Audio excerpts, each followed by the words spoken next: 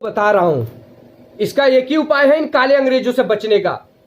नहीं तो तुम्हारी संस्कृति खत्म हो जाएगी, तुम्हारे मूल्य भाषा खत्म हो जाएगा, तुम हमेशा के लिए फिर से गुलाम हो जाओगे और तुमको आजाद होने में फिर से न जाने तुम क्रांति भी नहीं कर पाओगे। तुम्हारा खून पानी हो चुका है।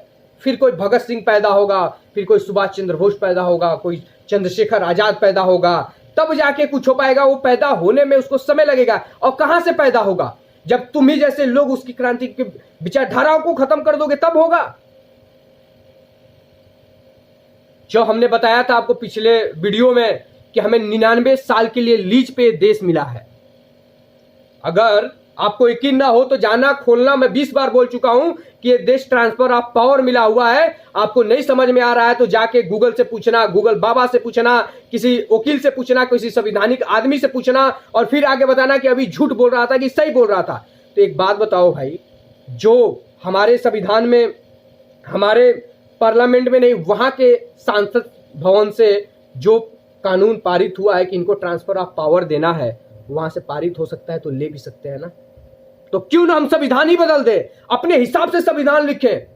संविधान बदलने के लिए क्या चाहिए भाई? हम लोगों की पावर चाहिए, सिस्टम चाहिए, सिस्टम ही बदल दो ना भाई। मेरे हाथ में जितनी सत्ता है कि सबसे पहले मैं यही करने वाला हूं, संविधान ही चेंज करने वाला हूं। मैं क्यों काले अंग्रेजों के संविधान के लिए कि चालू, जिसके लिए मेरे 6,30,000 क्रांतिकारी शहीद हुए हैं, क्या उनकी मेरे लिए कोई कीमत नहीं है? मैं उनके बारे में तो सोचूंगा। जो 6,30,000 नाम कितने का मालूम है? गांधी का, नेहरू का। हाँ, एक बात बताओ, मैं तुम मेरे यहाँ 200 साल से रह रहे हो और मैं तुम्हारे आऊं एक लाठी लेके बोलूं कि प्लीज ये देश हमारा है, आप छोड़ के चले जाओ, चले जाओगे? अबे गांधी, तू झूठ बोलता है। चरखा चलाने से आजादी आई है? नहीं, गोली मारने और गोली खाने से आजादी आई है। गोली खाने और गोली मारने से आजादी आई है। 6,30,000 लोग मारे गए हैं इस देश के क्रांतिकारी, तो आजादी मिली है। इस आजादी का इतनी कीमत कम कैसे लगा सकते हो आप?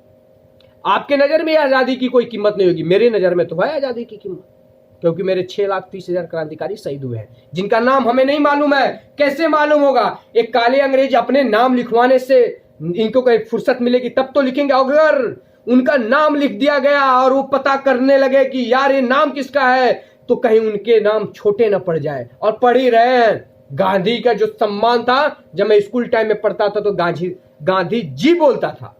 अरे गांधी जी, अब मैं गांधी बोलता हूं, यह सम्मान है। नेहरू चाचा बोलता था और आज नेहरू बोलता हूं, यह सम्मान है। सुभाष चंद्र बोस के बारे में नहीं पढ़ाया गया था, आज नेताजी सुभाष चंद्र बोस बोलते हैं। जिसको आतंकवादी कहा गया, भगत सिंह, शहीद भगत सिंह हम कहते हैं। यह फर्क है। कहीं ना कहीं वो 21 साल के लौंडे के सामने गांधी तुम भी छोटे हो चुके हो।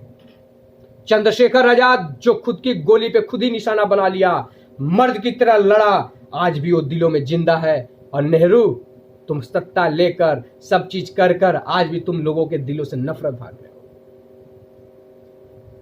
समय तो बदल रहा है। मैंने क्या बोला था कि हमें 2 लाख की फौज चाहिए।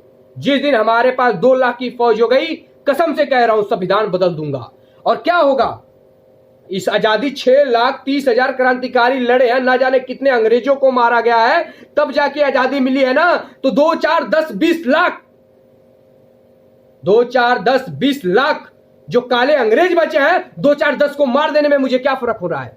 जब इस देश का बंटवारा हुआ तो 56 लाख लोग मरे थे। भारत पाकिस्तान के बंटवारे में कोई शांति लोग नहीं थे, तब जाके इस देश का बंटवारा हो सकता है। तो हमें एक संविधान को जोड़ने में 2, 4 काले अंग्रेजों को मार देने में क्या फर्क पड़ता है? संविधान है ना, संविधान बदल के मारेंगे।